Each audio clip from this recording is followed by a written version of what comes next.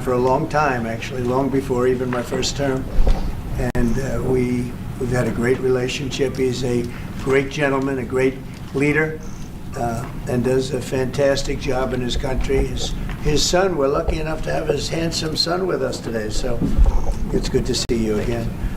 We've had some quick discussions just now, and we're going to have some longer discussions after this. And the relationship with Jordan has been very strong, has been with me, and really has been with the country. But I think I've been closer than other presidents to Jordan and what Jordan represents. And it's an honor to have you and your son with us today. And if you'd like to say a few words, and thank you very much. Mr. President, thank you very much for having us, and so short after your inauguration, I think just as a testament to what you said is a special relationship between our two countries and the personal relationship of friendship and trust between the two of us. Mr. President, I truly believe that with all the challenges that we have in the Middle East, that I finally see somebody that can take us across the finish line to bring stability, peace, and prosperity to all of us in the region. And it is, I think, our collective responsibility in the Middle East to continue to work with you, to support you, to achieve those lofty goals. So I'm very delighted to be here, and as you said, sir, we've got some very interesting discussions ahead of us. Very good, very good. Thank you very much. Mr. President, many people in the region, especially Jordan, are worried about the annexation of the West Bank. Will you give His Majesty the King guarantee that you won't allow Israel to annex the West Bank? And how are you going to... I think that's going to work out very well. That's not really what we're talking about today. I think that's something that's going to work out automatically, and it's in good shape. And we discuss it, and other people have discussed it with us and with me. That's going to work out. West Bank is going to work out very well. Mr. President, why should the King take in the Palestinian people? He's made clear he doesn't want to. Well, I don't know, but he may have just something to say, because we discussed just briefly. I think maybe you want to say it now, or... Well, Mr. President, I think we have to keep in mind that there is a plan from Egypt and the Arab countries. We're being invited by Mohammed bin Salman to discussions in Riyadh. I think the point is how do we make this work in a way that is good for everybody? Right. Obviously, we have to look at the best interests of the United States, of the people in the region, especially to my people of Jordan. And we're going to have some interesting discussions today. I think one of the things that we can do right away is take 2,000 children that are either cancer children or in a very ill state to Jordan as quickly as possible, and then wait for, I think, the Egyptians to present their plan on how we can work with the president to work on the Gaza challenges. So I want to tell you that, excuse me, wait, just please. I didn't know that, what you just said, 2,000 children with cancer or other problems, and that's really a beautiful gesture. That's really good, and we appreciate it. And we'll be working on the rest with Egypt. I think you're going to see some great progress. I think with Jordan, you're going to see some great progress. Three of us, and we'll have some others helping, and we're going to have some others at a very high level helping, and the whole thing will come. It's not a complex thing to do. And with the United States being in control of that piece of land, a fairly large piece of land, you can have stability in the Middle East for the first time. And the Palestinians, or the people that live now in Gaza, will be living beautifully in another location. They're going to be living safely. They're not going to be killed, murdered, and having to leave every 10 years, because I've been watching this for so many years. It's nothing but trouble. Everyone's being killed. They're being robbed. It's like living in hell. And they're going to end up having a great home, great families that don't have to get mugged and killed and beaten up and harassed by Hamas and everybody else. And I know we'll be able to work something. And what you just said about the 2,000 is fantastic. It's so beautiful. It's music to my ears. But we're going to be able to work something, and I know we'll be able to work something also with I believe, not 100%, but 99%, we're going to work out something with Egypt.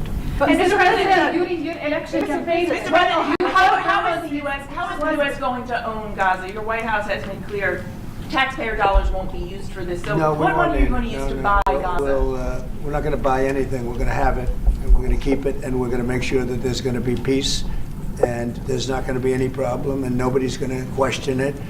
and we're going to run it very properly, and eventually we'll have economic development at a very large scale, maybe the largest scale on that site, and we'll have lots of good things built there, including hotels and office buildings and housing and other things, and we'll make that site into what it should be.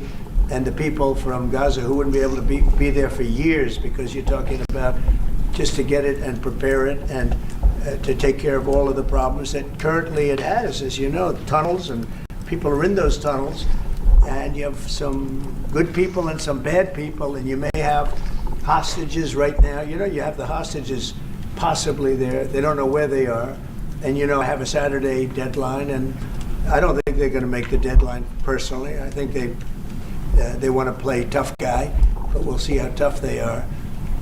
But it's going to be a wonderful thing. It's going to be wonderful for the Middle East. I think it'll turn the Middle East. I think you're going to have peace in the Middle East. You're going to eventually have peace in the Middle East. Couldn't this deadline risk undermining the talks that you're having with the king today, and risk the kind of wider peace that you're trying to? Because we're not talking about a big situation. We're talking about something that can go very quickly.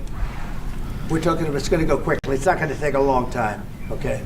That's not going to take a long time. You know bullies? You know what a bully is, right? You know the bully, I've always, and I found it throughout my life, a bully is the weakest person. And they're bullies. Hamas is bullies. The weakest people are bullies. You know that, right? All right, go ahead. Mr. President, you were saying that Palestinians will live somewhere else safe. Where exactly do you want them to live? Well, it's not where I want them to live. It's going to be where we ultimately choose as a group. And I believe we'll have a parcel of land in Jordan. I believe we'll have a parcel of land in Egypt. We may have someplace else, but I think when we finish our talks, we'll have a place where they're going to live very happily and very safely. And, don't forget, they only want to be on the Gaza Strip because they don't know anything else. They've never had an alternative. And they don't want to be on the Gaza Strip, but they have no choice. They have to be. And they're being killed there at levels that nobody's ever seen. No place in the world is as dangerous as the Gaza Strip. They don't want to be there. They have no alternative. When they have an alternative, not one person will want to stay where they are. Nobody wants to stay there. They're living in hell. It's a death trap. Mr. President, how do you know that the Palestinians don't want to leave their land? Some people say this is ethnic cleansing. You won't be able to force them to leave their land. We're moving them to a beautiful location where they have new homes, where they can live safely, where they'll have doctors and medical and all of those things, and I think it's going to be great. Yeah, any questions? King Abdullah, what do you think about the U.S. taking over the Gaza Strip? Do you want to see the U.S. own the Gaza Strip? Well, I think, as I said earlier, the president is looking at Egypt coming to present their plan. As I said, we will be in Saudi Arabia to discuss how we can work with the president and with the United States.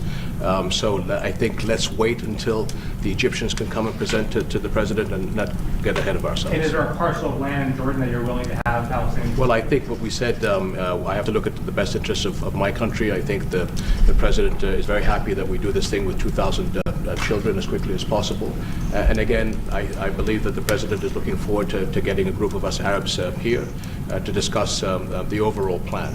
And last question, the 2,000 children, are those from the Gaza Strip? Absolutely, from the Gaza Strip. Are you willing to change your mind, Mr. That's from the President? Gaza Strip, the 2,000. Are you willing to change your mind if you hear the Egyptian and the Arab plan end of the month? If they present you something different, are you open? I think we sort of have gone down the line. We know pretty much what is going to be presented. And I think it's going to be something that's going to be magnificent for the Palestinians. They're going to be in love with it. I did very well with real estate. I can tell you about real estate. They're going to be in love with it.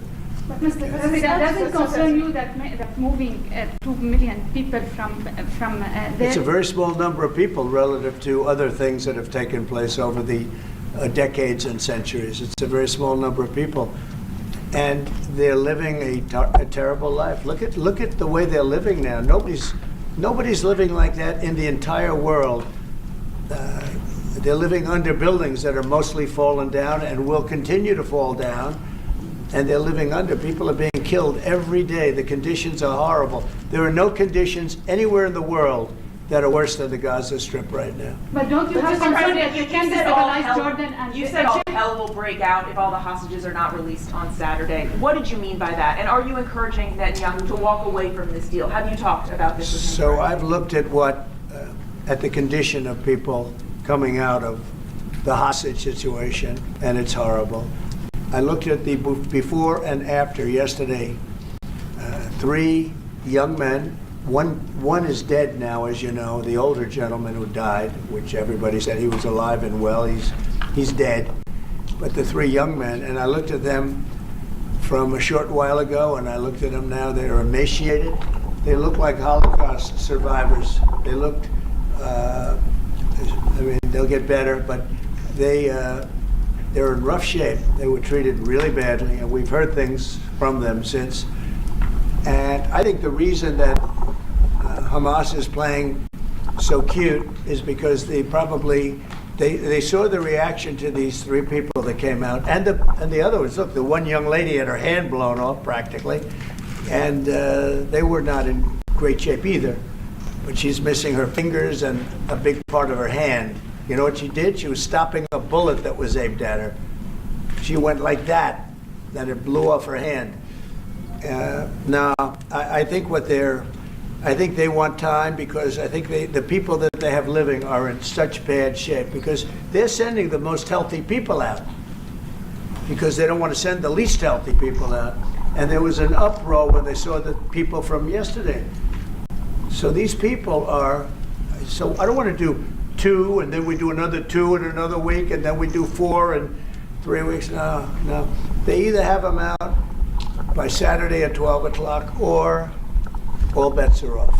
Mr. President, Mr. President, would you still consider withholding aid to those countries if they don't accept your plans to accept? Well, I don't want to say that, because we've had such a good relationship and we're doing so well just in the short time that we've been talking. I mean, the king just made a statement.